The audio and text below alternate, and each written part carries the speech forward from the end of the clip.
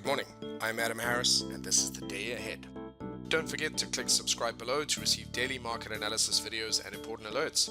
On the economic calendar for today, we have US capital goods and CAD CPI data at 1:30 p.m. and the US Fed Chairman Powell testifies later on, leading to potential volatility. In the currencies, the US dollar index drops below 96. Let's see if it stays there. In the commodities, I'll be stalking Brent and Crude for swing entries long, and in the Global Indices and Equities, the bulls appear to be preparing for their next move. You can jump to any chapter by clicking on the time link in the description below. Taking a look at currencies first, this is the US dollar index, and actually significant to note that yesterday we broke below that 96 level. Let's see if that holds throughout today. We are in a downtrend on the daily and expecting also to see, especially as cable is so strong, I'll get to that in a moment, but the euro dollar now in an uptrend. Looking to see it come back down and test 1.14 for support, and look and see if it will then continue that uptrend. This is quite nice to see that dollar weakening for a bit. It's just that it's been ranging for such a long time. Cable looking incredibly nice and bullish. It's broken previous highs, looking really bullish on the weekly and monthly as well. So all of this really supporting the idea of a stronger GBP, so that's quite good, and a weaker US dollar. Dollar yen struggling to get through this level, but at the same time, dollar yen itself is quite used to trading within a range, so not seeing anything necessarily there. Now I'm going to remove Aussie Kiwi from my watch list. It's just been sitting at support and going sideways largely. So really not finding anything happening here, so I'm going to just take that off that list. But Aussie yen looking quite good. This has got a nice little bullish breakout pattern, so my expectation is to see this breakout through that 79.70 level and head on a little bit higher. It's got a bit of room to go before it hits its next level, and so there's some potential opportunities there once price breaks up above that level, either waiting on a break of it or on a retest of that level, and finishing on CAD yen, which has already broken through its level and is pulling back to test that level for support. So maybe some swing entry opportunities here while trading it up towards 85. And that's it on my watch list for today for currencies. Next, in the commodities on the move, looking at gold. So hasn't really taken off from the moving averages here, so it's a good place. There's a previous high. There's also a Fibonacci level.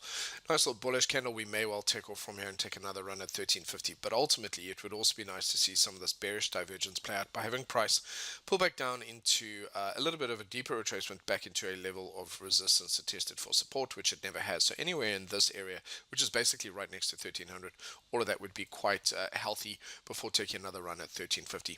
So alternatively, it will take a run up right now, reject it, and then potentially pull back, or pull back first and then take another run at it. But my expectation is still to see it take a run up towards 1350 and test it on the nose.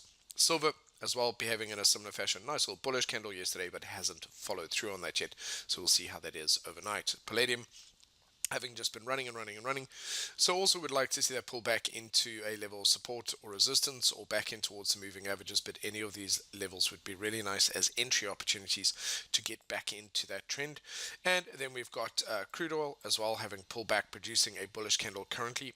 It's close to a level of support, but it's also the moving averages and previous highs. This is an acceptable area for it to resume if it wishes to, so that looks pretty good as well. And then I've also got Brent on my watch list for today. Same thing again, has pulled back towards a level support, previous resistance and support, and is producing a small bullish candle here.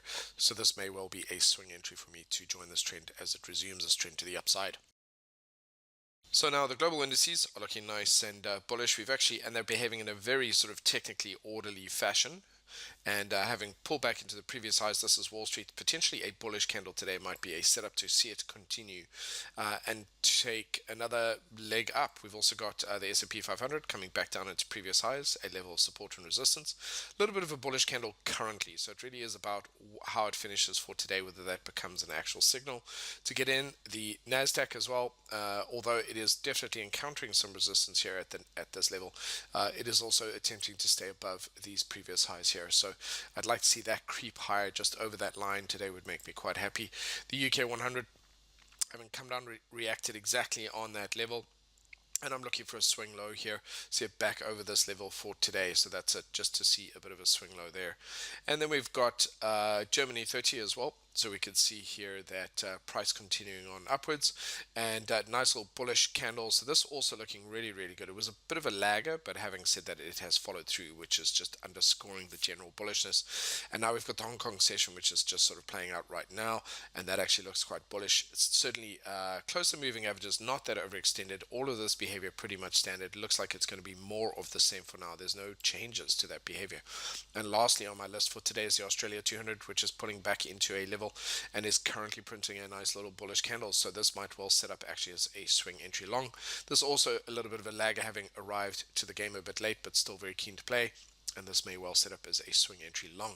So all of that looking nice and positive.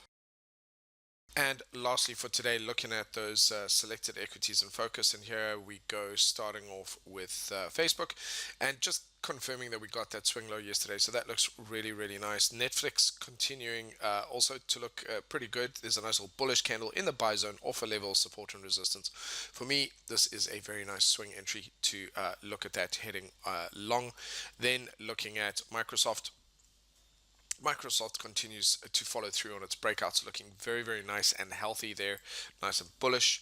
And then also Boston Scientific, having set up with a bullish candle last week, now also sitting up with a bullish candle currently off this level of support. So may well be a swing entry long.